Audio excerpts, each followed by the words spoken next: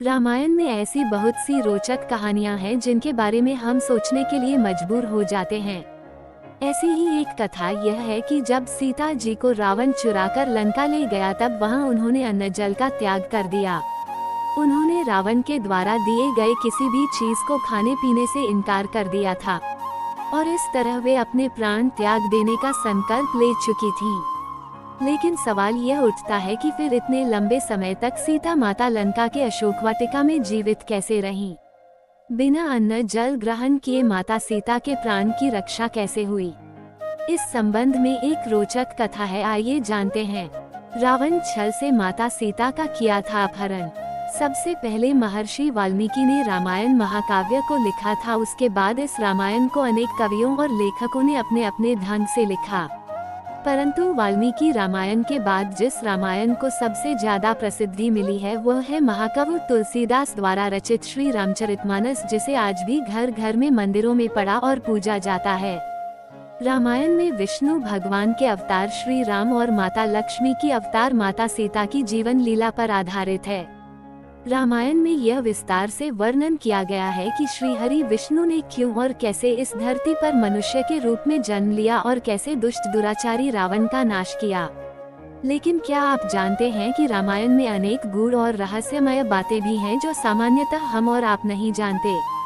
जब रावण ने माता सीता को छल से अपहरण करके लंका ले गया था, उस समय माता सीता बहुत दुखी थी।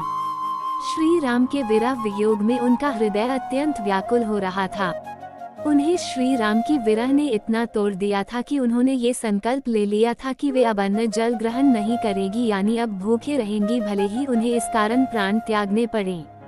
भगवान ब्रह्मा जी अपने लोक में बैठे बैठे इस घटना को देख रहे थे। जब उन्होंने सीता जी के इस निश्चय को जाना तो वो चिंता में पड़ गए और विचार किया कि यदि माता सीता ने अन्न जल का त्याग कर दिया तो उनके प्राण जा सकते हैं और ऐसा होने से भगवान राम के धरती पर अवतरण का उद्देश्य खतरे में पड़ जाएगा। बिना अन्न जल के माता सीता ऐसे रही थी लंका में। अगर माता सीता ने प्राण त्याग दिए तो बड़ा भारी अनर्थ हो जाएगा। ऐसा सोचकर ब्रह्मा जी ने देवराज इंद्र को अपने पास बुलाकर उन्हें बताया कि हे इंद्र, नियति के अनुसार रावण ने माता सीता का अपहरण कर लिया है, जिसमें ही तीनों लोकों का हित और असुरों को नाश छुपा हुआ है। लेकिन माता सीता ने जिस तरह श्री राम जी के वियोग में अन्न जल का त्याग कर दिया है वह ठीक नहीं है। इसलिए जैसा मैं कह रहा हूँ उसे ध्यान से सुनो और वैसा ही करो। तुम जितना जल्द हो सके लंका पहुँचो। अपने साथ निद्रा देवी को भी साथ ले जाओ ताकि वे वहां पर पहरा देने वाले सभी राक्षस और राक्षसियों को निद्रा निमग्न कर दें। ब्रह्मा जी ने इंद्र को दिव्य खीर सीता माता को खिलाने के लिए दी और कहा कि राक्षसों में से किसी को भी यह मालूम नहीं होना चाहिए कि तुम ये दिव्य खीर सीता को खाने के लिए दे रहे हो। उद्धरण चिन्ह। ब्रह्मा जी से आदेश पाकर देवेंद्र निद्रा देवी के साथ लंकापुरी में पहुंच गए और देवी निद्रा ने अपने प्रभाव से सभी असुरों को सुला दिया। फिर इंद्र देवी सीता के पास गए। पहले तो माता सीता ने इंद्र को देवता समझने में थोड़ी देर की और आशंका व्यक्त की, लेकिन इंद्र के प्रमाण देने पर फिर वे मान गईं। तब ब्रह्मा जी दिए हुए खीर को माता सीता को देते हुए उन्होंने कहा कि इसे खा लेने से आपको हजारों वर्षों तक भूख प्यास नहीं सताएगी।